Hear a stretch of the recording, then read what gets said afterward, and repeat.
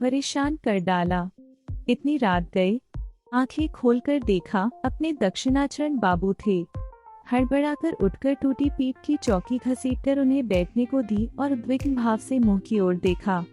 घड़ी देखी, रात के 2:30 बजे थे। दक्षिणाचरण बाबू ने विवर्ण मुख विस्फारित नेत्रों से कहा, आज रात को फिर वही उपद्रव मच गया है, तुम्हारी औषधि कुछ काम नहीं आई। मैंने कुछ संकोच के साथ कहा, मालूम होता है आपने शराब की मात्रा फिर बढ़ा दी है। दक्षिणाचरण बाबू ने अत्यंत खींचकर कहा, यह तुम्हारा भारी भ्रम है। शराब की बात नहीं, आद्योपांत विवरण सुने बिना तुम असली कारण का अनुमान नहीं कर पाओगे। आले में मिट्टी के तेल की छोटी सी ढिबरी मन जल रही थी। मैंने उसे उकसा दिया, प्रकाश थोड़ा जगमगा उठा और बहुत सा धुआं निकलने लगा। धोती का छोर देह के ऊपर खींचकर अखबार बिछे चील के खोखे पर बैठ गया। दक्षिणाचरण बाबू कहने लगे, मेरी पत्नी जैसी गृहिणी मिलना बड़ा कठिन है। किंतु तब मेरी अवस्था ज्यादा नहीं थी, सहज ही रसाधिक्य हो गया था। इस पर काव्य शास्त्र का अच्छी तरह अध्ययन किया था, इससे मेरे गृहिणीपन से मन नहीं भर पाता था। कालिदास का यह श्लोक प्रायः मन में उभर आता, गृहिणी सचिवे सखी मिथय, प्रिय शिष्य ललिते कलाविधौ। किंतु मेरी पत्नी पर ललित कलाविधि का कोई उपदेश नहीं चल पाता था, और यदि सखी भाव से प्रथम संभाषण करता तो वे हंसकर उड़ा देती। गंगा के प्रवाह से जिस प्रकार इंद्र का ऐरावत परास्त हो गया था, वैसे ही उनकी हंसी के सामने बड़े बड़े काव्यों के टुकड़े और प्यार के अच्छे अच्छे संभाषण क्षण भर में ही खिसक कर बह जाते। हंसने की उनमें अपूर्व क्षमता थी। उसके बाद आज लगभग 4 बरस हुए मुझे भयंकर रोग ने धर दबाया। होठों पर दाने निकल आए, ज्वर विकार हुआ, मरने की सी हालत हो गई। बचने की कोई आशा नहीं थी। एक दिन ऐसा हुआ कि डॉक्टर भी जवाब दे गया। तभी मेरे एक आत्मीय ने कहीं से एक ब्रह्मचारी को ला उपस्थित किया। उसने गाय के घी के साथ एक चड़ी पीसकर मुझे खिला दी। चाहे औषधि के गुण से हो या भाग्य के फेर से, उस बार मैं बच गया। बीमारी के समय मेरी स्त्री ने दिन रात एक क्षण भी विश्राम नहीं किया। उन कई एक दिनों में एक अबला स्त्री ने मनुष्य की सामान्य शक्ति के सहारे प्राणपण से व्याकुलता के साथ द्वार पर आए हुए यमदूतों से अनवरत युद्ध किया। अपने संपूर्ण प्रेम, समस्त हृदय, सारी सेवा से उसने मेरे इस अयोग्य प्राण को स्वयं मानो दुधमुहे शिशु समान दोनों हाथों से छिपाकर ढक लिया था। आहार नहीं, नींद नहीं, संसार में और किसी का कोई ध्यान न रहा। यम तो पराजित बाघ के समान मुझे अपने चंगुल से छोड़कर चले गए, किंतु जाते जाते मेरी स्त्री पर एक प्रबल पंजा मार गए। मेरी स्त्री उस समय गर्भवती थी। कुछ समय बाद उन्होंने एक मृत संतान को जन्म दिया। उसके साथ से ही उनके नाना प्रकार के जटिल रोगों का सूत्रपात हुआ। तब मैंने उनकी सेवा आरंभ कर दी। उससे वे बहुत व्याकुल हो उठी। कहने लगी, अरे क्या करते हो, लोग क्या कहेंगे। इस प्रकार दिन रात तुम मेरे कमरे में मत आया जाया करो। स्वयं पंखे की हवा के बहाने यदि रात को ज्वर के समय में पंखा झलने चला जाता तो भारी छीना झपटी मच जाती। किसी दिन उनकी शुश्रूषा के कारण यदि मेरे नियमित भोजन के समय में 10 मिनट की देर हो जाती, वह भी नाना प्रकार का अनुनय, अनियोग का कारण बन जाती। थोड़ी सी सेवा करने पर लाभ के बदले हानि होने लगती। वे कहती, पुरुषों का इतना अति करना अच्छा नहीं है। हमारे बरानगर के उस घर को मेरा ख्याल है तुमने देखा है। घर के सामने ही बगीचा है और बगीचे के सामने गंगा बहती है। हमारे सोने के कमरे के नीचे ही दक्षिण की ओर मेहंदी की बाड़ लगाकर कुछ जमीन घेरकर मेरी पत्नी ने अपने मनपसंद बगीचे का एक टुकड़ा तैयार किया था। संपूर्ण बगीचे में वही भाग अत्यंत सीधा सादा और एकदम देशी था, अर्थात उसमें गंध की अपेक्षा वर्ण की बहार, फूल की तुलना में पत्तों का वैचित्र्य नहीं था, और गमलों में लगाए छोटे पौधों के समीप कमची के सहारे कागज की बनी लैटिन में लिखे नाम की जय ध्वजा नहीं उड़ती थी। बेला, जूही, गुलाब, गंधराज, कनेर और रजनीगंधा का ही प्रादुर्भाव कुछ अधिक था। एक विशाल मौलश्री वृक्ष के नीचे सफेद संगमरमर पत्थर का चबूतरा बना था। स्वस्थ रहने पर वे स्वयं खड़ी होकर दोनों समय उसको धोकर साफ करवाती थीं। ग्रीष्म काल में काम से छुट्टी पाने पर संध्या समय वही उनके बैठने का स्थान था। वहां से गंगा दिखती थी, किंतु गंगा से कोठी की छोटी नौका में बैठे बाबू लोग उनको नहीं देख पाते थे। बहुत दिन तक चारपाई पर पड़े पड़े एक दिन चैत्र में शुक्ल पक्ष की संध्या को उन्होंने कहा, घर में बंद रहने से मेरा प्राण न जाने कैसा हो रहा है, आज एक बार अपने उस बगीचे में जाकर बैठूंगी। मैंने उनको बहुत संभाल कर पकड़े हुए धीरे धीरे ले जाकर उसी मौलश्री वृक्ष के नीचे बनी पत्थर की वेदी पर लिटा दिया। यूँ तो मैं अपनी जांघ पर ही उनका सिर रख सकता था, किंतु मैं जानता था कि वे उसे विचित्र सा आचरण समझेंगी, इसलिए एक तकिया लाकर उनके सिर के नीचे रख दिया। मौलश्री के दो एक खिले हुए फूल झड़ रहे थे और शाखाओं के बीच से छायांकित ज्योत्सना उनके शीर्ण मुख के ऊपर आ पड़ी। चारों ओर शांति और निस्तब्धता थी। उस सघन गंधपूर्ण छायांधकार में एक ओर चुपचाप बैठकर उनके मुख की ओर देखकर मेरी आंखों में पानी भर आया। मैंने धीरे धीरे बहुत समीप पहुंचकर अपने हाथों से उनका एक उत्तप्त चीन हाथ ले लिया। इस पर उन्होंने कोई आपत्ति नहीं की। कुछ देर इसी प्रकार चुपचाप बैठे बैठे मेरा हृदय न जाने कैसा उद्वेलित हो उठा। मैं बोल उठा, तुम्हारे प्रेम को मैं कभी नहीं भूलूंगा। तभी समझा इस बात के कहने की कोई आवश्यकता नहीं थी। मेरी पत्नी हंस पड़ी।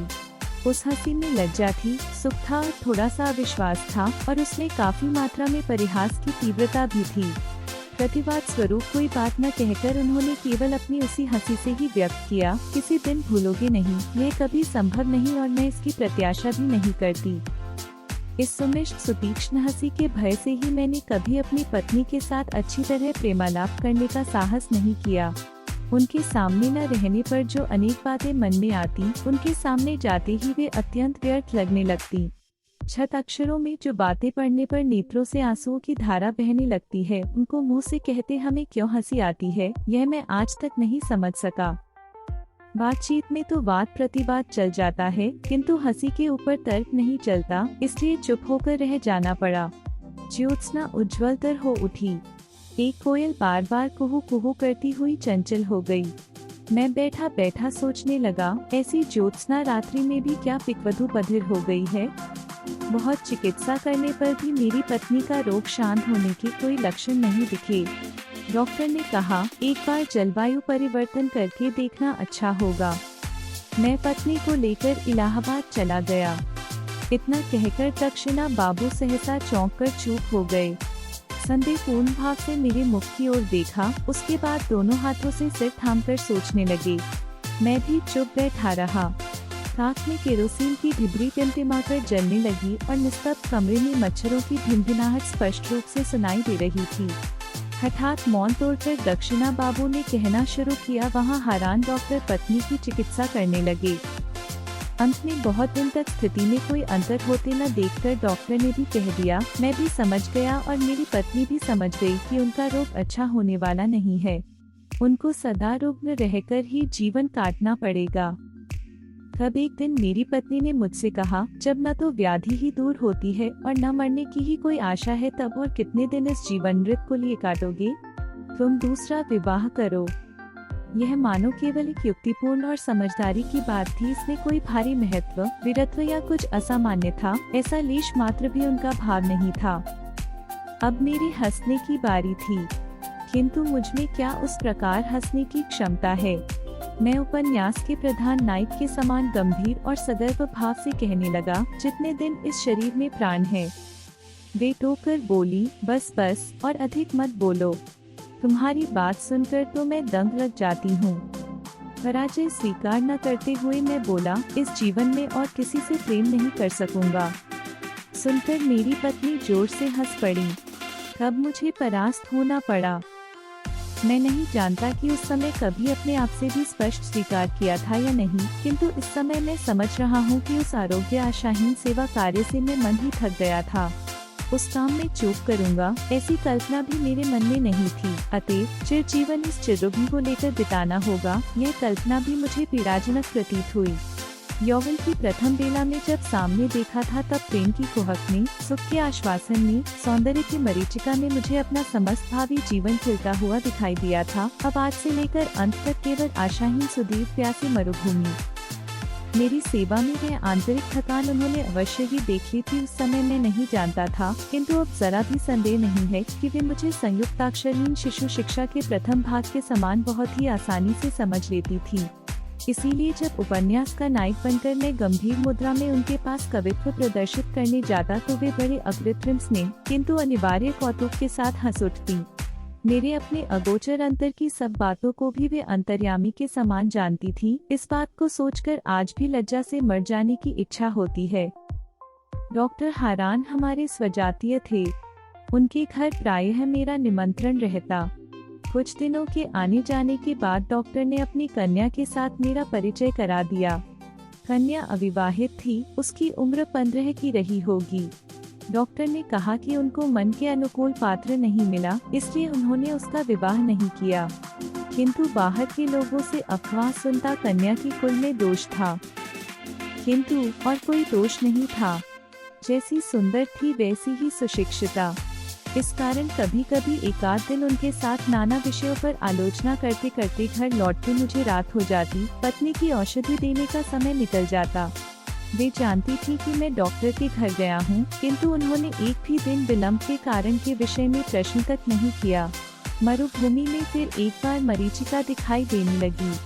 कृष्णा जब गले तक आ गई थी तभी आंखों के सामने लबालब स्वच्छ जल तलकर छल छल करने लगा। इस स्थिति में मन को प्राणपण से रोकने पर भी मोड़ नहीं सका।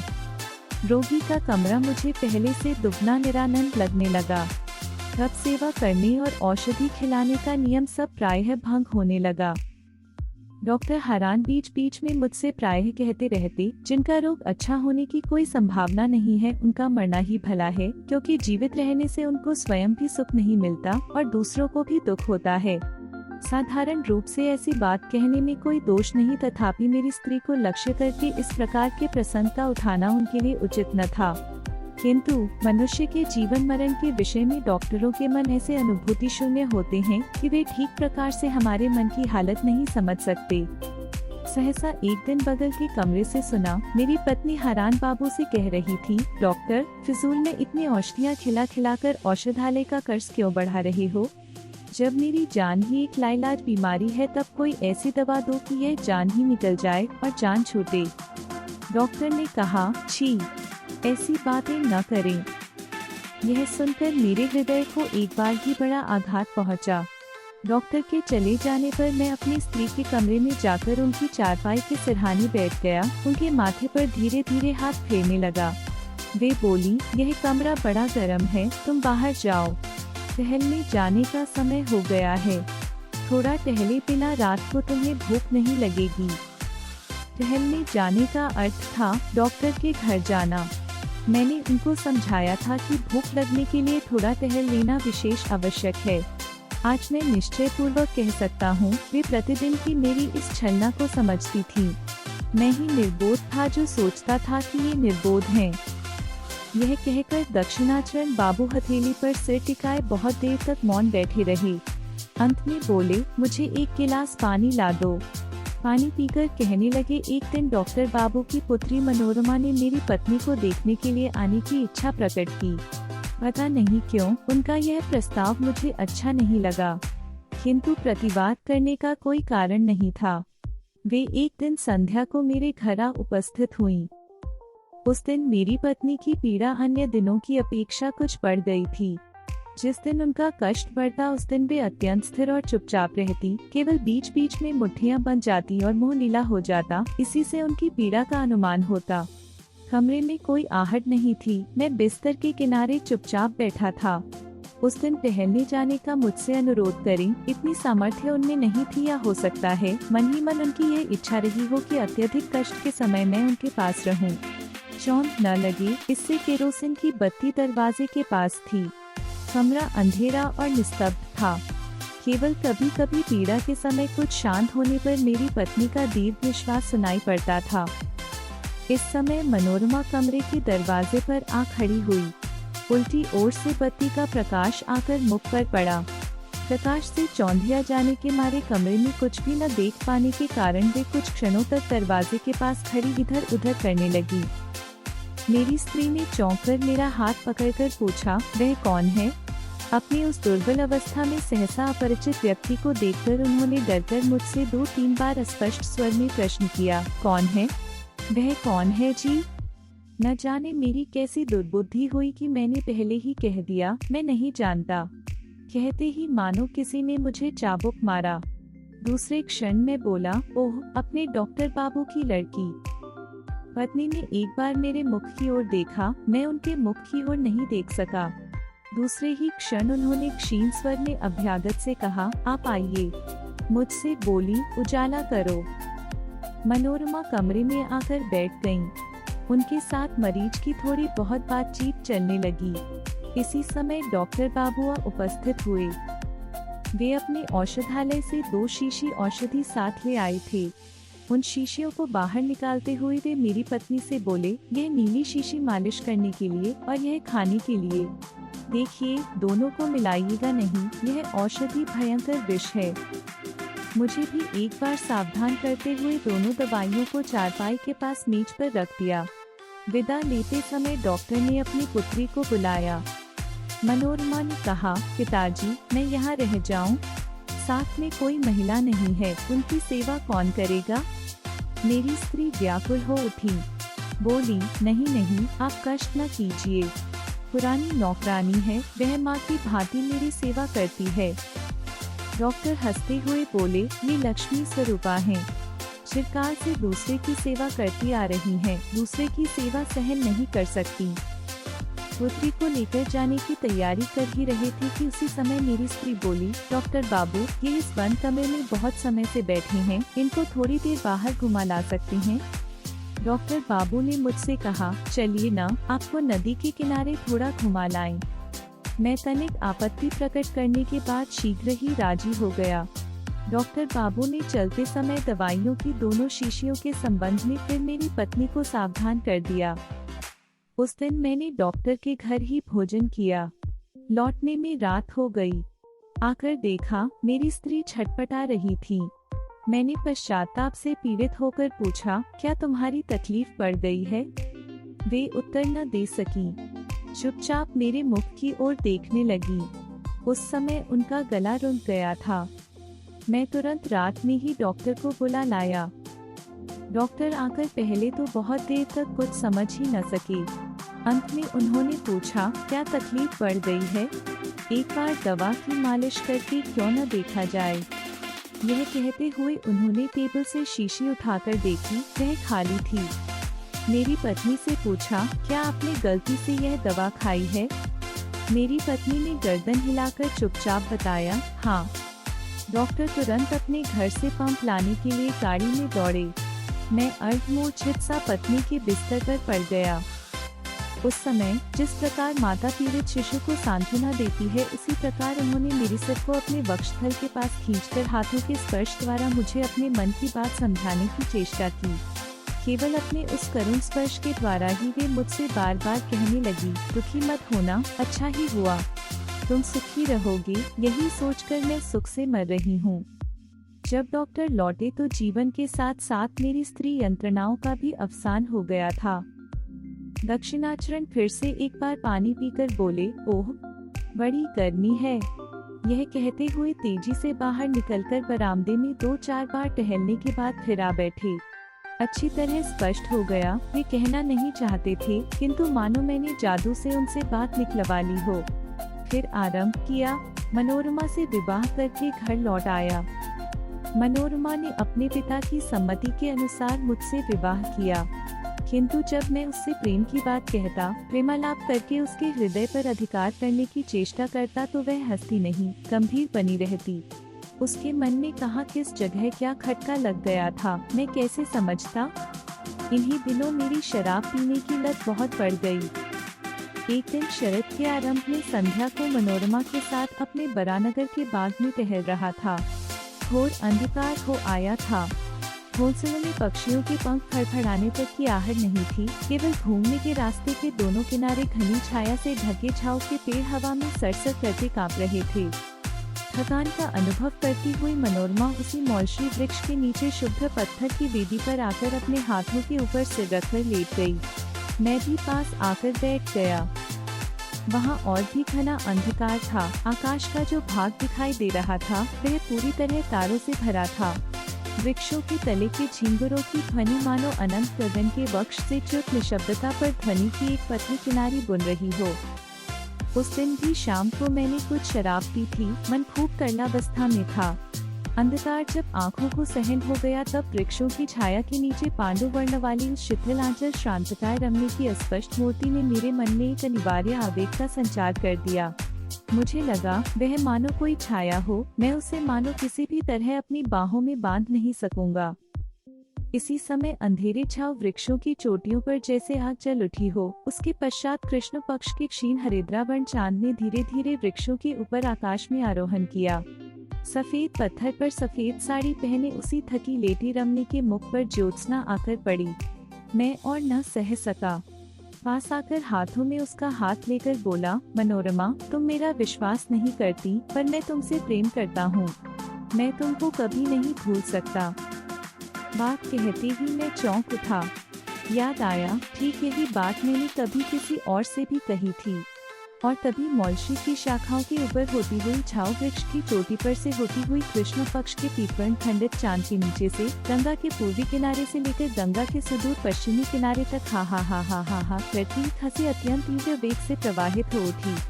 वह मर्मभेदी हंसी थी या अभ्रभेदी हाहाकार था, कह नहीं सकता। मैं उसी क्षण मूर्छित होकर पत्थर की वेदी से नीचे गिर पड़ा। मूर्छा भंग होने पर देखा अपने कमरे में बिस्तर पर लेटा हूँ। पत्नी ने पूछा, तुमने अचानक ये क्या हुआ? मैंने कांपते हुए कहा, तुमने सुना नहीं? समस्त आकाश को परिपूर्ण करती हुई एक हा करती हंसी ध्वनित हुई थी। पत्नी ने हंसकर कहा, वह हंसी थोड़े ही थी। पंक्ति बांधकर पक्षियों का एक बहुत बड़ा झुंड उड़ा था, उन्हीं के पंखों का शब्द सुनाई दिया था। तुम इतने से ही डर जाते हो? दिन के समय में स्पष्ट समझ गया कि वह सचमुच पक्षियों के झुंड के उड़ने का ही शब्द था। इस ऋतु में उत्तर दिशा में हंस श्रेणी नदी के कछार में चारा चुगने के लिए आती है, किंतु संध्या हो जाने पर यह विश्वास टिक नहीं पाता था। उस समय लगता मानो चारों ओर समस्त अंधकार को भरती हुई सघन हंसी जमा हो गई हो, किसी सामान्य बहाने से ही अचानक आकाशव्यापी अंधकार को विदीर्ण करके ध्वनित हो उठेगी। अंत में ऐसा हुआ कि संध्या के बाद मनोरमा से मुझे कोई भी बात कहने का साहस न होता। तब मैं बरानगर के अपने घर को त्याग कर मनोरमा को साथ लेकर नौका पर बाहर निकल पड़ा। अगहन के महीने में नदी की हवा से सारा भय भाग गया। कुछ दिनों बड़े सुख में रहा। चारों ओर के सौंदर्य से आकर्षित होकर मनोरमा भी मानो बहुत दिन बाद मेरे लिए अपने हृदय का रुख धीरे धीरे खोलने लगी। गंगा पार कर, खड़ पार कर अंत में हम पद्मा में आ पहुँचे। भयकारी पद्मा उस समय हेमंत ऋतु की विवृलीन भुजंगिनी के समान कृष्ण निर्जीव सी लंबी शीत निद्रा में मगन थी, और दक्षिण के ऊंचे किनारे पर गांवों के आमों के बगीचे इस राक्षसी नदी के मुख में करवट बदलती और विदीन तक भूमि छपाक से टूट टूट कर गिर पड़ती। यहाँ घूमने की सुविधा देखकर नौका बांध दी। एक दिन घूमते हुए हम दोनों बदर चले गए। सूर्यास्त की स्वर्ण छाया विलीन होते ही शुक्ल पक्ष का निर्मल चंद्रालोक देखते देखते खिल उठा। अंतिम शुभ्र बालों के कछार पर जब अजस्त्र मुक्त उच्छ्वसित ज्योत्सना एकदम आकाश की सीमाओं तक प्रसारित हो गई, तब लगा मानो जन शून्य चंद्रालोक के असीम स्वप्न राज्य में केवल हम दो व्यक्ति ही भ्रमण कर रहे हों। एक लाल शॉल मनोरमा के सिर से उतरता उसके मुख को वेष्टित करते हुए उसके शरीर को ढके हुए था। निस्तब्धता जब गहरी हो गई, केवल सीमाहीन दिशाहीन शुभ्रता और शून्यता के अतिरिक्त जब और कुछ भी न रहा, तब मनोरमा ने धीरे धीरे हाथ बढ़ाकर जोर से मेरा हाथ पकड़ लिया। अत्यंत पास आकर वह मानो अपना संपूर्ण तन मन जीवन यौवन मेरे ऊपर डालकर एकदम निर्भय होकर खड़ी हो गई। मैंने पुलकित उद्वेलित हृदय से सोचा, कमरे के भीतर क्या भला यथेष्ट प्रेम किया जा सकता है?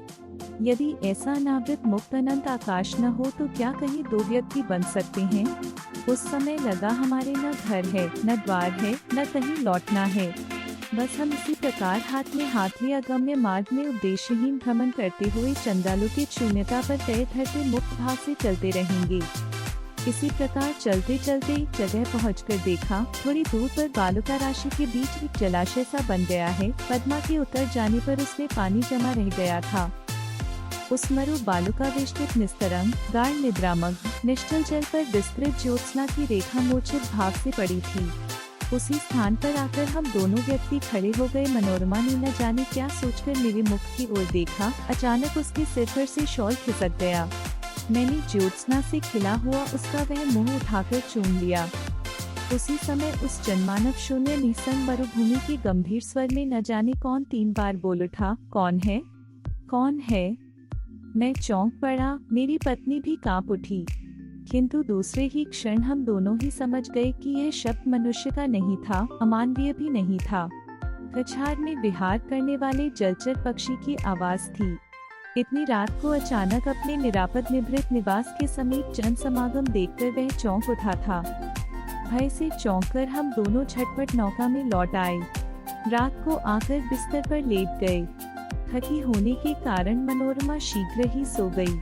उस समय अंधकार में न जाने कौन मेरी मसहरी के पास खड़ा होकर सुषुप्त मनोरमा की ओर एक लंबी जीर्ण अस्थि पिंजर मात्र उंगली दिखाकर मानो मेरे कान में बिल्कुल चुपचाप अस्फुट स्वर में बारंबार पूछने लगी, कौन है, कौन है, कौन है जी। झटपट उठकर दिया सलाई, घिसकर बत्ती जलाई। उसी क्षण वह छाई मूर्ति विलीन हो गई। मेरी मसहरी को कंपाकर, नौका को डगमगाकर, मेरे श्वेत सने शरीर के रक्त को वर्ष करके हा हा हा हा हा हा करती हुई एक हंसी अंधकार रात्रि में बहती हुई चली गई। पद्मा को पार कर, पद्मा के कछार को पार कर, उसके तटवर्ती समस्त सुपदेश, ग्राम, नगर पार कर मानो वह चिरकाल से देश देशांतर, लोक लोकांतर को पार करती क्रमशः क्षीण, क्षीणतर, क्षीणतर होकर सुदूर की ओर चली जा रही थी। धीरे धीरे वह मानो जन्म मृत्यु के देश को पीछे गई। क्रमशः वह मानो सुई के अग्रभाग के समान क्षीणतम हो आई। मैंने इतना क्षीण स्वर पहले कभी नहीं सुना, कल्पना भी नहीं की। मानो मेरे दिमाग में अनंत आकाश हो और वह शब्द कितनी ही दूर क्यों न जा रहा हो, किसी भी प्रकार मेरे मस्तिष्क की सीमा छोड़ नहीं पा रहा हो। अंत में जब नितांत असह्य हो गया तब सोचा, बत्ती बुझाए बिना सो नहीं पाऊंगा। जैसे ही रोशनी बुझाकर लेटा वैसे ही मेरी मसहरी के पास, मेरे कान के समीप अंधेरे में वह अवरुद्ध स्वर फिर बोल उठा, कौन है, कौन है, वह कौन है जी। मेरे हृदय का रक्त भी उसी पर ताल देता हुआ क्रमशः ध्वनित होने लगा, कौन है, कौन है, वह कौन है जी, कौन है, कौन है, वह कौन है जी।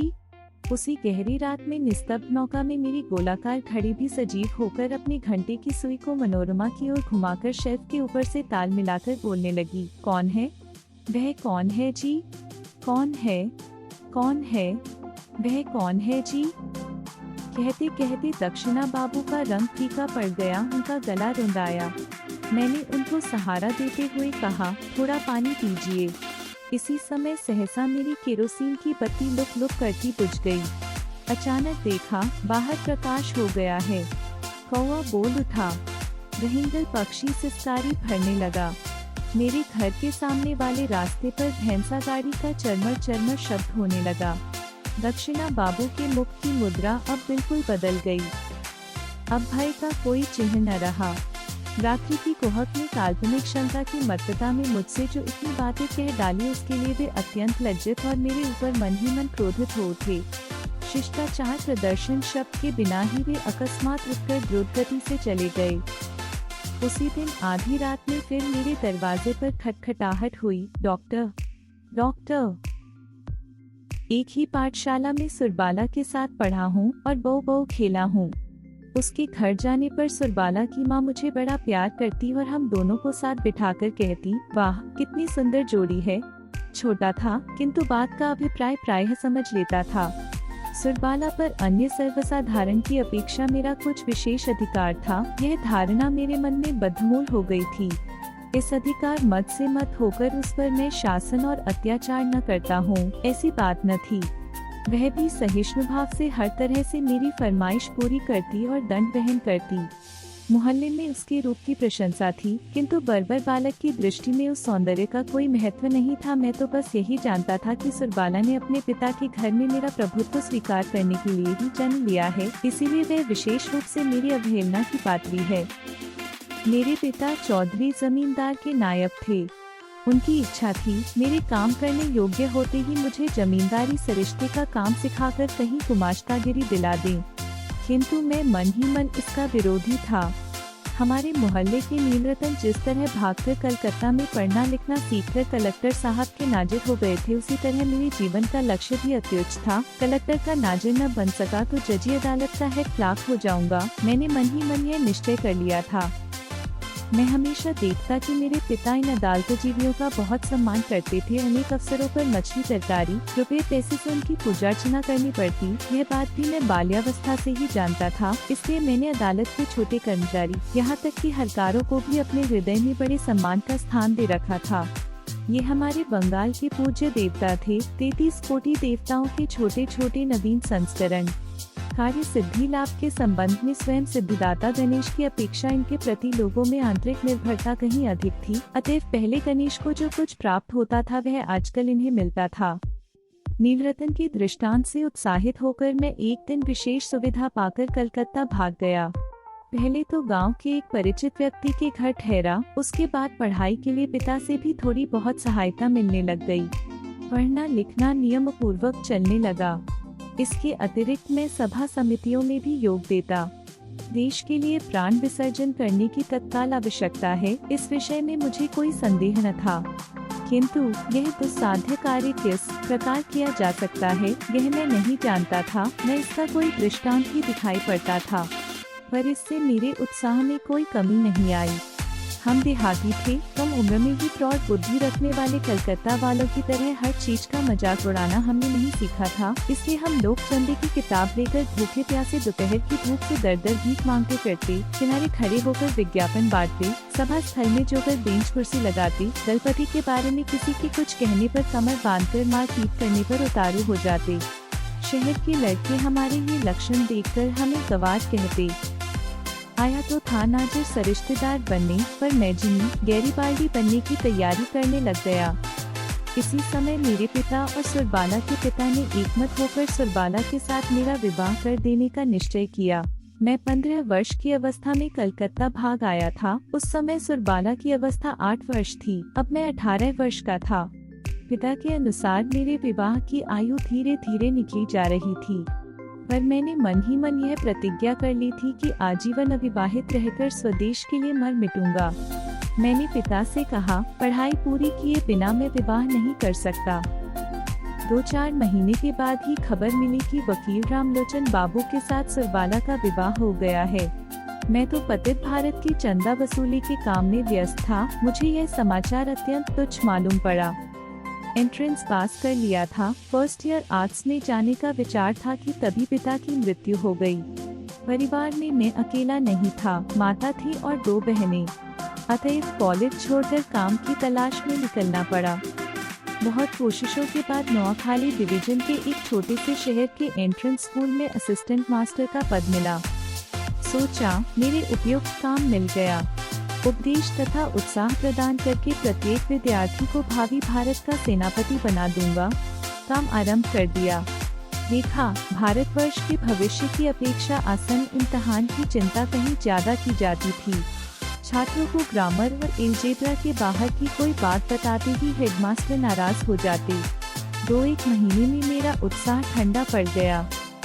हमारे जैसे प्रतिभाहीन लोग घर में बैठकर तो अनेक प्रकार की कल्पनाएं करते रहते हैं, पर अंत में कर्म क्षेत्र में उतरते ही कंधे पर हल्का बोझ ढोते हुए पीछे से पूंछ मरोड़ी जाने पर भी सिर झुकाए सहिष्णु भाव से प्रतिदिन खेत खोलने का काम कर संध्या को भर पेट चारा पाकर ही संतुष्ट रहते हैं। फिर कूद फान करने का उत्साह नहीं बचता। आग लगने के डर से एक न एक मास्टर को स्कूल में ही रहना पड़ता। मैं अकेला था, इसलिए यह भार मेरे ही ऊपर आ पड़ा। स्कूल के बड़े आटचाला से सटी हुई एक झोपड़ी में मैं रहता। स्कूल बस्ती से कुछ दूर एक बड़ी पुष्कनी के किनारे था। चारों ओर सुपारी, नारियल और मदार के पेड़ तथा स्कूल से लगे आपस में सटे हुए नीम के 2 पुराने विशाल पेड़ छाया देते रहते। अभी तक मैंने एक बात का उल्लेख नहीं किया, न मैंने उसे उस योग्य ही समझा। यहाँ के सरकारी वकील रामलोचन राय का घर हमारे स्कूल के पास ही था और उनके साथ उनकी स्त्री मेरी बाल्य सखी सुरबाला थी, यह मैं जानता था। रामलोचन बाबू के साथ मेरा परिचय हुआ। सुरबाला के साथ मेरा बचपन में परिचय था, यह रामलोचन बाबू जानते थे या नहीं मैं नहीं जानता। मैंने भी नया परिचय होने के कारण उस विषय में कुछ कहना उचित न समझा। यही नहीं, सुरबाला किसी समय मेरे जीवन के साथ किसी रूप में जुड़ी हुई थी, यह बात मेरे मन में ठीक तरह से उठी ही नहीं। एक दिन छुट्टी के रोज रामलोचन बाबू से भेंट करने उनके घर गया था। याद नहीं किस विषय पर बातचीत हो रही थी, शायद वर्तमान भारतवर्ष दुरवस्था के संबंध में। यह बात न थी कि वे उसके लिए विशेष चिंतित और उदास थे, किंतु विषय ऐसा था कि हुक्का पीते पीते उस पर 1-1.5 घंटे तक यूं ही शौकिया दुख प्रकट किया जा सकता था। कभी बगल के कमरे में चूड़ियों की हल्की सी खनखनाहट, साड़ी की सरसराहट और पैरों की भी कुछ आहट सुनाई पड़ी। मैं अच्छी तरह समझ गया कि जंगले की संत से कोई कौतूहलपूर्ण आंखें मुझे देख रही हैं। मुझे तत्काल वे आंखें याद ही आई, विश्वास, सरलता और बाल सुलभ प्रीति से छलछलाती 2 बड़ी बड़ी आंखें, काली काली पुतलियां, घनी काली पलकें और स्थिर स्निग्ध दृष्टि। सहसा मेरे हृदपिंड को मानो किसी ने अपनी कड़ी मुट्ठी में भींच लिया। वेदना से मेरा अंतर झंझना उठा। लौटकर घर आ गया, किंतु वह व्यथा बनी रही। पढ़ना लिखना जो भी करता, किसी तरह मन का भार दूर न हो पाता। शाम के समय में कुछ शांत चित्त होकर सोचने लगा कि आखिर ऐसा हुआ क्यों। उत्तर में मन बोल उठा, तुम्हारी वह सुरबाला कहाँ गई? अपॉस्ट्रफी। मैंने कहा, मैंने तो उसे स्वेच्छा से ही छोड़ दिया था। वह क्या मेरे लिए ही बैठी रहती? मन के भीतर से कोई बोला, उस समय जिसे चाहते ही पा सकते थे, अब उसे सिर्फ 75 मर जाने पर भी एक बार देखने तक का अधिकार तुम्हें नहीं मिल सकता। बाल्यावस्था की वह सुरबाला तुम्हारी कितने ही निकट क्यों न रही, चाहे तुम उसकी चूड़ियों की खनक सुनते रहो, उसके बालों की सुगंध की महक पाते रहो, किंतु तुम्हारे बीच में एक दीवार बराबर बनी रहेगी। मैंने कहा, जाने भी दो, सुरबाला मेरी कौन है? उत्तर मिला, आज सुरबाला तुम्हारी कोई नहीं है, लेकिन सुरबाला तुम्हारी क्या नहीं हो सकती थी? सच बात है, सुरबाला मेरी क्या नहीं हो सकती थी, जो मेरी सबसे अधिक अंतरंग, सबसे निकटवर्तिनी, मेरे जीवन के समस्त सुख दुख की सहभागिनी हो सकती थी। वह इतनी दूर, इतनी पराई हो गई है कि आज उसको देखना और बात करना भी अपराध है, उसके विषय में सोचना पाप है। और यह रामलोचन न जाने कहाँ से आ गया, बस तो एक रटे रटाए मंत्र पढ़कर सुरबाला को पलक मारते ही एक झपटरे में धरती के और सब लोगों से छीन ले गया। रामलोचन के घर की दीवारों में जो सुरबाला थी, वह रामलोचन की भी अपेक्षा मेरी अधिक थी। यह बात मैं किसी भी प्रकार मन से नहीं निकाल पाता था। शायद यह बात असंगत थी, फिर भी अस्वाभाविक नहीं थी। तब से और किसी भी काम में मन नहीं लग सका। दोपहर के समय क्लास में जब छात्र गुनगुनाते रहते, बाहर सन्नाटा छाया रहता, नीम की निम्बोलियों की महक होती, तब भीतर कुछ होता। मन कुछ चाहता, मगर उसका रूप साफ न होता। स्कूल की छुट्टी होने पर अपने बड़े कमरे में अकेले मन न लगता, लेकिन यदि कोई मिलने चला आए तो भी मन बड़ा अझेल हो जाता। संध्या समय पुष्करिणी के किनारे सुपारी नारियल के वृक्षों की अर्थहीन मरमर ध्वनि सुनते सुनते सोचता, मनुष्य समाज एक जटिल भ्रमजाल है। ठीक समय पर ठीक काम करना किसी को नहीं सूझता, बाद में अनुपयुक्त समय पर अनुचित वासना लेकर अस्थिर होकर मर जाता है। तुम्हारी जैसा आदमी सुरबाला का पति होकर आजीवन बड़े सुख से रह सकता था। तुम तो होने चले थे गैरीबाल्डी, और अंत में हुए एक देहाती स्कूल के असिस्टेंट मास्टर। और रामलोचन राय वकील विवाह करके सरकारी वकील बनकर अच्छा खासा रोजगार करने लगा। जिस दिन दूध में धुएं की बू आती, वे सुरबाला को डांट देता, और जिस दिन उसका मन प्रसन्न रहता, उस दिन सुरबाला के लिए गहने बनवा देता। अपने मोटी थुलथुली देह पर अचकन डाले वह परम संतुष्ट रहता। वह कभी भी तालाब के किनारे बैठकर आकाश के तारों की ओर देखता हुआ आहें भरते हुए शाम नहीं गुजारता। एक बड़े मुकदमे में रामलोचन कुछ दिन के लिए बाहर गया था। अपने स्कूल भवन में मैं जिस तरह अकेला था, शायद उस दिन सुरबाला भी अपने घर में उसी तरह अकेली थी। मुझे याद है, उस दिन सोमवार था। सवेरे से ही आकाश में बादल थे। 10 बजे से टप टप बारिश शुरू हो गई थी। आकाश की दशा देखकर हेडमास्टर ने जल्दी छुट्टी कर दी। काले काले मेघ सारे दिन आकाश में घूमते रहे। दूसरे दिन तीसरे पहर से मूसलाधार बारिश शुरू हुई और आंधी चलने लगी। ज्यों-ज्यों रात होने लगी, बारिश और आंधी का वेग भी बढ़ने लगा। पहले पूर्वैया चल रही थी, फिर उत्तर तथा उत्तर पूर्व की ओर से हवा बहने लगी। उस रात सोने का प्रयास करना व्यर्थ था। ख्याल आया, इस दुर्योग के समय सुरबाला घर में अकेली है। हमारा स्कूल भवन उनके घर की अपेक्षा कहीं अधिक मजबूत था। कई बार मन में आया, उसे स्कूल भवन में बुला लाऊं और मैं पुष्करिणी के किनारे रात बिता लूं, किंतु किसी भी तरह तय नहीं कर पाया। रात एक देर पहर गई होगी कि सहसा बाढ़ आने की आवाज सुनाई पड़ी। समुद्र बढ़ा आ रहा था। घर से बाहर निकला, सुरबाला के घर की ओर चला। रास्ते में अपनी पुष्करिणी का किनारा पड़ा, वहां तक आते आते पानी मेरे घुटनों तक पहुंच गया था। मैं ज्यों ही किनारे पर जाकर खड़ा हुआ त्यों ही एक और तरंग आ पहुंची। हमारे तालाब के किनारे का एक हिस्सा लगभग 10-11 हाथ ऊंचा था। जिस समय मैं किनारे पर चढ़ा उसी समय विपरीत दिशा से एक और व्यक्ति भी चढ़ा। व्यक्ति कौन था यह सिर से लेकर पैर तक मेरी संपूर्ण अंतरात्मा समझ गई थी, और उसने भी मुझे पहचान लिया था, इसमें मुझे संदेह नहीं। और तो सब कुछ डूबा हुआ था। केवल 5-6 हाथ के उस द्वीप पर हम दोनों प्राणी आकर खड़े हुए थे। प्रलय काल था। आकाश से तारे गायब, धरती के सब प्रदीप बुझे हुए थे। उस समय कोई बात करने में भी हानि नहीं थी, किंतु एक भी शब्द न निकला। दोनों केवल अंधकार की ओर ताकते रहे। आज संसार छोड़कर सुरबाला मेरे पास आकर खड़ी थी। मुझे छोड़कर आज सुरबाला का कोई नहीं था। कब से बीते हुए उस शैशव काल में सुरबाला किसी जन्मांतर के बाद किसी प्राचीन रहस्य अंधकार पर उतराती हुई इस सूर्य चंद्रालोक के जनाकीन पृथ्वी के ऊपर मेरी ही बगल में आकर खड़ी हुई थी। जन्म स्रोत ने उस नवकलिका को मेरे पास लाकर फेंक दिया था। मृत्यु स्रोत ने उस विकसित पुष्प को भी मेरे ही पास ला फेंका। इस समय केवल एक और लहर की जरूरत थी जो सदैव के लिए हमें एक कर देती। वह लहर न आई। पति पुत्र घर धन जन को लेकर सुरबाला चिरकाल तक सुख से रही। मैंने इसी रात में महाप्रलय के किनारे अनंत आनंद का स्वाद पा लिया। रात समाप्त होने को आई। आंधी थम गई, पानी उतर गया।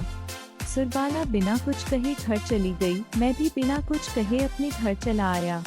मैंने सोचा, मैं नाजिर भी नहीं हुआ, सरिश्तेदार भी नहीं हुआ, गैरिबाल्डी भी नहीं हुआ। मैं एक टूटे फूटे स्कूल का असिस्टेंट मास्टर रह गया। मेरे इस संपूर्ण जीवन में केवल क्षण भर के लिए एक अनंत रात्रि का उदय हुआ था। शायद वही जीवन की एकमात्र चरम सार्थकता थी। वो छोटी बालिकाओं का खेल, जिसमें बहू के समान सचकर घूंघट निकालकर गृहिणी का अभिनय करती हैं। आज स्कूल के प्रोफेसर मनमोहन बाबू घर पर बैठे मित्रों के साथ मनोरंजन कर रहे थे। ठीक उसी समय योगेश बाबू ने कमरे में प्रवेश किया। योगेश बाबू अच्छे चित्रकार थे। उन्होंने अभी थोड़े समय पूर्व ही स्कूल छोड़ा था। उन्हें देखकर एक व्यक्ति ने कहा, योगेश बाबू, नरेंद्र क्या कहता है, आपने सुना कुछ? योगेश बाबू ने आराम कुर्सी पर बैठकर पहले तो एक लंबी सांस ली, पश्चात बोले, क्या कहता है? नरेंद्र कहता है बंग प्रांत में उसकी कोटि का कोई भी चित्रकार इस समय नहीं है। ठीक है, अभी कल का छोकरा है न, हम लोग तो जैसे आज तक घास छीलते रहे हैं। झुंझलाकर योगेश बाबू ने कहा। जो लड़का बातें कर रहा था उसने कहा, केवल यही नहीं, नरेंद्र आपको भी सम्मान की दृष्टि से नहीं देखता। योगेश बाबू ने उपेक्षित भाव से कहा, क्यों, कोई अपराध? वह कहता है, आप आदर्श का ध्यान रखकर चित्र नहीं बनाते। तो किस दृष्टिकोण से बनाता हूँ? दृष्टिकोण? रुपये के लिए। योगेश ने एक आंख बंद करके कहा, व्यर्थ। फिर आवेश में कान के पास से अपने अस्त व्यस्त बालों की ठीक कर बहुत देर तक मौन बैठा रहा। चीन का जो सबसे बड़ा चित्रकार हुआ है, उसके बाल भी बहुत बड़े थे। यही कारण था कि योगेश ने भी स्वभाव विरुद्ध सिर पर लंबे लंबे बाल रखे हुए थे। ये बाल उसके मुख पर बिल्कुल नहीं भाते थे, क्योंकि बचपन में एक बार चेचक के आक्रमण से उनके प्राण तो बच गए थे, किंतु मुख बहुत कुरूप हो गया था। एक तो श्याम वर्ण, दूसरे चेचक के दाग। चेहरा देखकर सहसा यही जान पड़ता था मानो किसी ने बंदूक में छर्रे भरकर लिबलिबी दाब दी हो। कमरे में जो लड़के बैठे थे, योगेश बाबू को क्रोधित देखकर उसके सामने ही मुंह बंद करके हंस रहे थे। सहसा वह हंसी योगेश बाबू ने भी देख ली। क्रोधित स्वर में बोले, तुम लोग हंस रहे हो, क्यों? एक लड़के ने चाटुकारिता से जल्दी जल्दी कहा, नहीं महाशय, आपको क्रोध आए और हम लोग हंसे, यह भला कभी संभव हो सकता है? मैं समझ गया, अब अधिक चातुर्य की आवश्यकता नहीं। क्या तुम लोग ये कहना चाहते हो कि अब तक तुम सब दांत निकालकर रो रहे थे? मैं ऐसा मूर्ख नहीं हूँ। यह कहकर उन्होंने आंखें बंद कर ली। लड़कों ने किसी प्रकार हंसी रोककर कहा, चलिए यूं ही सही, हम हंसते ही थे और रोते भी क्यों। पर हम नरेंद्र के पागलपन को सोचकर हंसते थे। वह देखो, मास्टर साहब के साथ नरेंद्र भी आ रहा है। मास्टर साहब के साथ साथ नरेंद्र भी कमरे में आ गया। योगेश ने एक बार नरेंद्र की ओर वक्र दृष्टि से देखकर मनमोहन बाबू से कहा, महाशय, नरेंद्र मेरे विषय में क्या कहता है। मनमोहन बाबू जानते थे कि उन दोनों की लगती है। दो पाषाण जब परस्पर टकराते हैं तो अग्नि उत्पन्न हो ही जाती है। अतएव वह बात को संभालते मुस्कुराते से बोले, योगेश बाबू, नरेंद्र क्या कहता है। नरेंद्र कहता है कि मैं रुपये के दृष्टिकोण से चित्र बनाता हूँ, मेरा कोई आदर्श नहीं है। मनमोहन बाबू ने पूछा, क्यों नरेंद्र। नरेंद्र अब तक मौन खड़ा था, अब किसी प्रकार आगे आकर बोला, हाँ कहता हूँ, मेरी यही सम्मति है। योगेश बाबू ने मुंह बनाकर कहा, बड़े सम्मति देने वाले आए। छोटे मुंह बड़ी बात, अभी कल का छोकरा और इतनी बड़ी बड़ी बातें। मनमोहन बाबू ने कहा, योगेश बाबू जाने दीजिए, नरेंद्र अभी बच्चा है और बात भी साधारण है, इस पर वाद विवाद की क्या आवश्यकता है। योगेश बाबू उसी तरह आवेश में बोले, बच्चा है, नरेंद्र बच्चा है, जिसके मुंह पर इतनी बड़ी बड़ी मूछें हों, वह यदि बच्चा है तो बूढ़ा क्या होगा। मनमोहन बाबू, आप क्या कहते हैं। एक विद्यार्थी ने कहा, महाशय, अभी जरा देर पहले तो आपने उसे कल का छोकरा बताया था। योगेश बाबू का मुख क्रोध से लाल हो गया, बोले, अब कहा था। अभी इससे जरा देर पहले। झूठ, बिल्कुल झूठ, जिसकी इतनी बड़ी बड़ी मूछें हैं उसे छोकरा कहूँ, असंभव है। क्या तुम लोग ये कहना चाहते हो कि मैं बिल्कुल मूर्ख हूँ। सब लड़के एक स्वर से बोले, नहीं महाशय, ऐसी बात हम भूलकर भी चिन्ह पर नहीं ला सकते। मनमोहन बाबू किसी प्रकार हंसी को रोककर बोले, चुप चुप, गोलमाल न करो। योगेश बाबू ने कहा, हाँ नरेंद्र, तुम यह कहते हो कि बंग प्रांत में तुम्हारी टक्कर का कोई चित्रकार नहीं है। नरेंद्र ने कहा, आपने कैसे जाना। तुम्हारे मित्रों ने कहा। मैं यह नहीं कहता, तब भी इतना अवश्य कहूँगा कि मेरी तरह हृदय रक्त पीकर बंगाल में कोई चित्र नहीं बनाता। इसका प्रमाण। नरेंद्र ने आवेशमय स्वर में कहा, प्रमाण की क्या आवश्यकता है, मेरा अपना यही विचार है, तुम्हारा विचार असत्य है। नरेंद्र बहुत कम बोलने वाला व्यक्ति था, उसने कोई उत्तर नहीं दिया। मनमोहन बाबू ने इस अप्रिय वार्तालाप को बंद करने के लिए कहा, नरेंद्र, इस बार प्रदर्शनी के लिए तुम चित्र बनाओगे ना। नरेंद्र ने कहा, विचार तो है, देखूंगा तुम्हारा चित्र कैसा रहता है। नरेंद्र ने श्रद्धा भाव से उनकी पगधूली लेकर कहा, जिसके गुरु आप हैं उसे क्या चिंता, देखना सर्वोत्तम रहेगा। योगेश बाबू ने कहा, राम से पहले रामायण, पहले चित्र बनाओ फिर कहना। नरेंद्र ने मुंह फेरकर योगेश बाबू की ओर देखा, कहा, कुछ भी नहीं, किंतु मौन भाव और अपेक्षा ने बातों से कहीं अधिक योगेश के हृदय को ठेस पहुंचाई। मनमोहन बाबू ने कहा, योगेश बाबू, चाहे आप कुछ भी कहें, मगर नरेंद्र को अपनी आत्मिक शक्ति पर बहुत बड़ा विश्वास है। मैं दृढ़ निश्चय से कह सकता हूँ कि यह भविष्य में एक बड़ा चित्रकार होगा। नरेंद्र धीरे धीरे कमरे से बाहर चला गया। एक विद्यार्थी ने कहा, प्रोफेसर साहब, नरेंद्र में किसी सीमा तक विक्षिप्तता की झलक दिखाई देती है। मनमोहन बाबू ने कहा, हाँ मैं भी मानता हूँ। जो व्यक्ति अपने घाव अच्छी तरह प्रकट करने में सफल हो जाता है, उसे सर्वसाधारण किसी सीमा तक विक्षिप्त समझते हैं। चित्र में एक विशेष प्रकार का आकर्षण तथा मोहकता उत्पन्न करने की उसमें असाधारण योग्यता है। तुम्हें मालूम है नरेंद्र ने एक बार क्या किया था। मैंने देखा कि नरेंद्र के बाएं हाथ की उंगली से खून का फव्वारा छूट रहा है और वह बिना किसी कष्ट के बैठा चित्र बना रहा है। मैं तो देखकर चकित रह गया। मेरे मालूम करने पर उसने उत्तर दिया कि उंगली काटकर देख रहा था कि खून का वास्तविक रंग क्या है। अजीब व्यक्ति है। तुम लोग इसे विक्षिप्तता कह सकते हो, किंतु इसी विक्षिप्तता के ही कारण तो वह एक दिन अमर कलाकार कहलाएगा। योगेश बाबू आंख बंद करके सोचने लगे।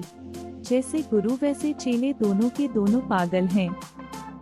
नरेंद्र सोचते सोचते मकान की ओर चला। मार्ग में भीड़ भाड़ थी, कितनी ही गाड़ियां चली जा रही थी, किंतु इन बातों की ओर उसका ध्यान नहीं था।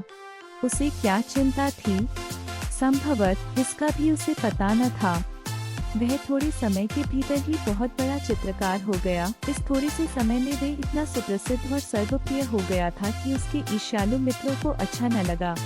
इन्हीं ईर्ष्यालु मित्रों में योगेश बाबू भी थे। नरेंद्र में एक विशेष योग्यता और उसकी तूलिका में एक असाधारण शक्ति है। योगेश बाबू इसे दिल ही दिल में खूब समझते थे, परंतु ऊपर से उसे मानने के लिए तैयार न थे। इस थोड़े समय में ही उसका इतनी प्रसिद्धि प्राप्त करने का एक विशेष कारण भी था। वह ये कि नरेंद्र जिस चित्र को भी बनाता था अपनी सारी योग्यता उसमें लगा देता था। उसकी दृष्टि केवल चित्र पर रहती थी, पैसे की ओर भूलकर भी उसका ध्यान नहीं जाता था।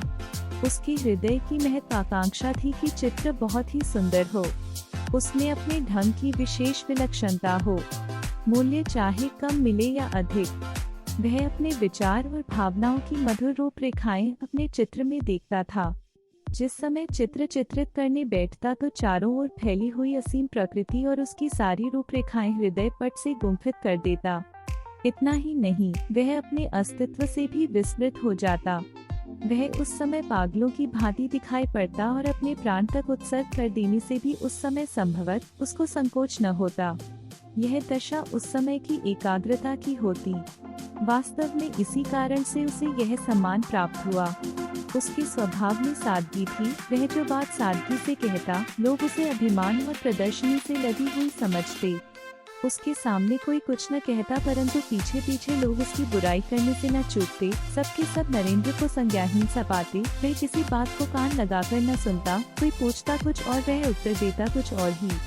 वह सर्वदा ऐसा प्रतीत होता जैसे अभी अभी स्वप्न देख रहा था। किसी ने सहसा उसे जगा दिया हो। उसने विवाह किया और एक लड़का भी उत्पन्न हुआ। पत्नी बहुत सुंदर थी, परंतु नरेंद्र को गार्हस्थ्यिक जीवन में किसी प्रकार का आकर्षण न था। तब भी उसका हृदय प्रेम का अथाह सागर था। वह हर समय इसी धुन में रहता था कि चित्रकला में प्रसिद्धि प्राप्त करे। यही कारण था कि लोग उसे पागल समझते थे। किसी हल्की वस्तु को यदि पानी में जबरदस्ती डुबो दो तो वह किसी प्रकार भी न डूबेगी, वरन ऊपर तैरती रहेगी। ठीक यही दशा उन लोगों की होती है जो अपनी धुन के पक्के होते हैं। वे सांसारिक दुख सुख में किसी प्रकार डूबना नहीं जानते। उनका हृदय हर समय कार्य की पूर्ति में संलग्न रहता है। नरेंद्र सोचते सोचते अपने मकान के सामने आ खड़ा हुआ। उसने देखा कि द्वार के समीप उसका 4 साल का बच्चा मुंह में उंगली डाले किसी गहरी चिंता में खड़ा है। पिता को देखते ही बच्चा दौड़ता हुआ आया और दोनों हाथों से नरेंद्र को पकड़कर बोला, बाबूजी। क्यों बेटा? बच्चे ने पिता का हाथ पकड़ लिया और खींचते हुए कहा, बाबूजी, देखो हमने एक मेंढक मारा है जो लंगड़ा हो गया है। नरेंद्र ने बच्चे को गोद में उठाकर कहा, तो मैं क्या करूं? तू बड़ा पाजी है। बच्चे ने कहा, वह घर नहीं जा सकता, लंगड़ा हो गया है। कैसे जाएगा? चलो उसे गोद में उठाकर घर पहुंचा दो। नरेंद्र ने बच्चे को गोद में उठा लिया और हंसते हंसते घर में ले गया। एक दिन नरेंद्र को ध्यान आया कि इस बार की प्रदर्शनी में जैसे भी हो अपना एक चित्र भेजना चाहिए। कमरे की दीवार पर उसके हाथ के कितने ही चित्र लगे हुए थे। कहीं प्राकृतिक दृश्य, कहीं मनुष्य के शरीर की रूपरेखा, कहीं स्वर्ण की भांति सरसों के खेत की हरियाली, जंगली मनमोहक दृश्यावली और कहीं भी रास्ते जो छाया वाले वृक्षों के नीचे से टेढ़े तिरछे होकर नदी के पास जा मिलते थे। धुएं की भांति गगनचुंबी पहाड़ों की पंक्ति जो तेज धूप में स्वयं झुलसी जा रही थी और सैकड़ों पथिक धूप से व्याकुल होकर छायादार वृक्षों के समूह में शरणार्थी थे। ऐसे कितने ही दृश्य थे। दूसरी ओर अनेकों पक्षियों के चित्र थे। उन सब के मनोभाव उनके मुखों से प्रकट हो रहे थे। कोई गुस्से में भरा हुआ, कोई चिंता की अवस्था में तो कोई प्रसन्नमुख। कमरे के उत्तरीय भाग में खिड़की के समीप एक अपूर्ण चित्र लगा हुआ था। उसमें ताड़ के वृक्षों के समूह के समीप सर्वदा मौन रहने वाली छाया के आश्रय में एक सुंदर नवयुवती नदी की नीलवर्ण जल में अचल बिजली सी मौन खड़ी थी। उसके होठों और मुख की रेखाओं में चित्रकार ने हृदय की पीड़ा अंकित की थी। ऐसा प्रतीत होता था मानो चित्र बोलना चाहता है, किंतु यौवन अभी उसके शरीर में पूरी तरह प्रस्फुटित नहीं हुआ है। इन सब चित्रों में चित्रकार की इतने दिनों की आशा और निराशा मिश्रित थी, परंतु आज उन चित्रों की रेखाओं और रंगों ने उसे अपनी ओर आकर्षित न किया। उसके हृदय में बार बार यही विचार आने लगे कि इतने दिनों उसने केवल बच्चों का खेल किया है, केवल कागज के टुकड़ों पर रंग पोता है। इतने दिनों से उसने जो कुछ रेखाएं कागज पर खींची थी, वे सब उसके हृदय को अपनी ओर आकर्षित न कर सकी, क्योंकि उसके विचार पहले की अपेक्षा बहुत उच्च थे। उच्च ही नहीं बल्कि बहुत उच्चतम होकर चील की भांति आकाश में मंडराना चाहते थे। यदि वर्षा ऋतु का सुहावना दिन हो तो क्या कोई शक्ति उसे रोक सकती थी? वह उस समय आवेश में आकर उड़ने की उत्सुकता में असीमित दिशाओं में उड़ जाता, एक बार भी फिरकर नहीं देखता। अपनी पहली अवस्था पर किसी प्रकार भी वह संतुष्ट नहीं था। नरेंद्र के हृदय में रह रहकर यही विचार आने लगा। भावना और लालसा की झड़ी सी लग गई।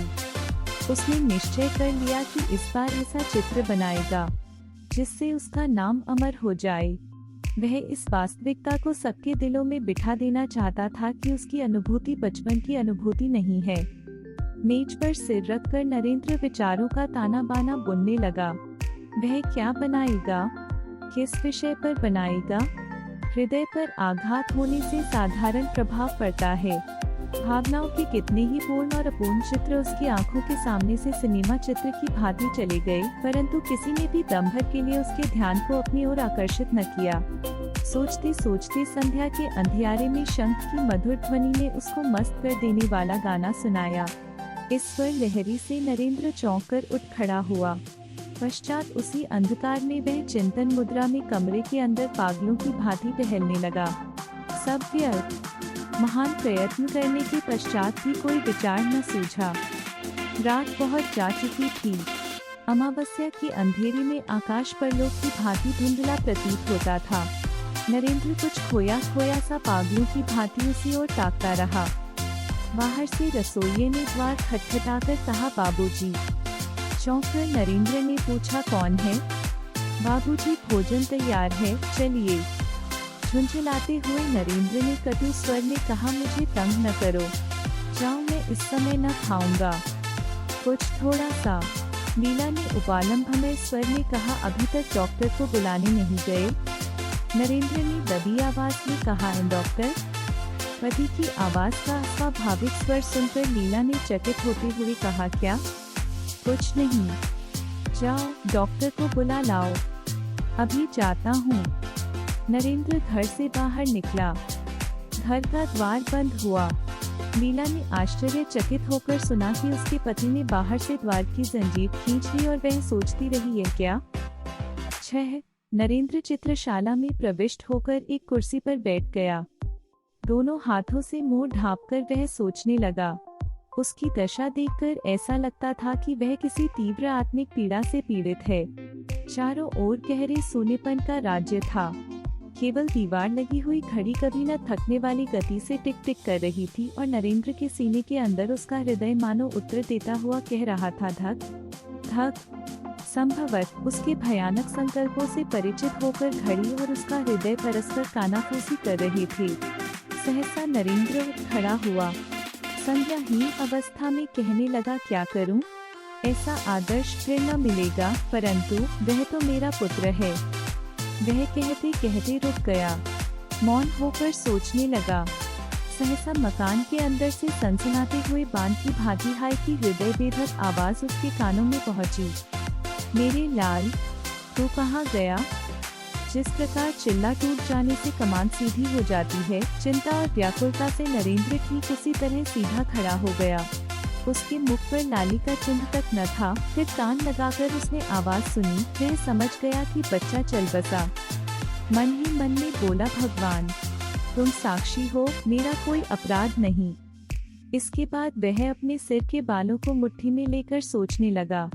जैसे कुछ समय पश्चात ही मनुष्य निद्रा से चौंक उठता है, उसी प्रकार चौंक कर जल्दी जल्दी मेज पर से कागज, तुलिका और रंग आदि लेकर वह कमरे से बाहर निकल गया। शयन कक्ष के सामने एक खिड़की के समीप आकर वह अचकचाकर खड़ा हो गया। कुछ सुनाई देता है क्या? नहीं, सब खामोश हैं। उस खिड़की से कमरे का आंतरिक भाग दिखाई पड़ रहा था। झांककर भय से थर थर कांपते हुए उसने देखा तो उसके सारे शरीर में कांटे से चुभ गए। बिस्तर उलट पुलट हो रहा था। पुत्र से रिक्त बोध किए माँ वहीं पड़ी तड़प रही थी। और इसके अतिरिक्त मां कमरे में पृथ्वी पर लौटते हुए बच्चे के मृत शरीर को दोनों हाथों से वक्षस्थल के साथ चिपटाए, बाल बिखरे, नेत्र विस्फारित किए, बच्चे के निर्जीव होठों को बार बार चूम रही थी। नरेंद्र की दोनों आंखों में किसी ने 2 सलाखें चुभो दी हों। उसने होंठ चबाकर कठिनता से स्वयं को संभाला, उसके साथ ही कागज पर पहली रेखा खींची। उसके सामने कमरे के अंदर वही भयानक दृश्य उपस्थित था। संभवतः संसार के किसी अन्य चित्रकार ने ऐसा दृश्य सम्मुख रखकर तुलिका न उठाई होगी। देखने में नरेंद्र के शरीर में कोई गति न थी, परंतु उसके हृदय में कितनी वेदना थी, उसे कौन समझ सकता है। वह तो पिता था। नरेंद्र जल्दी जल्दी चित्र बनाने लगा। जीवन भर चित्र बनाने में इतनी जल्दी उसने कभी न की। उसकी उंगलियां किसी अज्ञात शक्ति से अपूर्व शक्ति प्राप्त कर चुकी थीं। रूपरेखा बनाते हुए उसने सुना, बेटा, ओ बेटा, बात करो, जरा एक बार तुम देख तो लो। नरेंद्र ने अस्फुट स्वर में कहा, ओह, यह असहनीय है, और उसके हाथ से तुलिका छूटकर पृथ्वी पर गिर पड़ी। किंतु उसी समय तुलिका उठाकर वह पुनः चित्र बनाने लगा। रह रहकर लीला का क्रंदन रुदन कानों में पहुंचकर हृदय को छेड़ता और रक्त की गति को मंद करता, और उसके हाथ स्थिर होकर उसकी तुलिका की गति को रोक देते। इसी प्रकार पल पर पल बीतने लगे। मुख्य द्वार से अंदर आने के लिए नौकरों ने शोर मचाना शुरू कर दिया था, परंतु नरेंद्र मानो इस समय विश्व और विश्वव्यापी कोलाहल से बहरा हो चुका था। वह कुछ भी न सुन सका। इस समय वह एक बार कमरे की ओर देखता और एक बार चित्र की ओर, बस रंग में तुलिका डुबोता और फिर कागज पर चला देता। वह पिता था, परंतु कमरे के अंदर पत्नी के हृदय से लिपटे हुए मृत बच्चे की याद भी वह धीरे धीरे भूलता जा रहा था। सहसा लीला ने उसे देख लिया। दौड़ती हुई खिड़की के समीप आकर दुखित स्वर में बोली, क्या डॉक्टर को बुलाया? जरा एक बार आकर देख तो लेते कि मेरा लाल जीवित है या नहीं। यह क्या चित्र बना रहे हो? चौंक कर नरेंद्र ने लीला की ओर देखा। वह लड़खड़ाकर गिर रही थी। बाहर से द्वार खटखटाने और बार बार चिल्लाने पर भी जब कपाट न खुले तो रसोइया और नौकर दोनों डर गए। वे अपना काम समाप्त करके प्राय संध्या समय घर चले जाते थे और प्रातःकाल काम करने आ जाते थे। प्रतिदिन लीला या नरेंद्र दोनों में से कोई न कोई द्वार खोल देता था। आज चिल्लाने और खटखटाने पर भी द्वार न खुला। इधर रह रहकर लीला की क्रंदन ध्वनि भी कानों में आ रही थी। उन लोगों ने मोहल्ले के कुछ व्यक्तियों को बुलाया। अंत में सबने सलाह करके द्वार तोड़ डाला।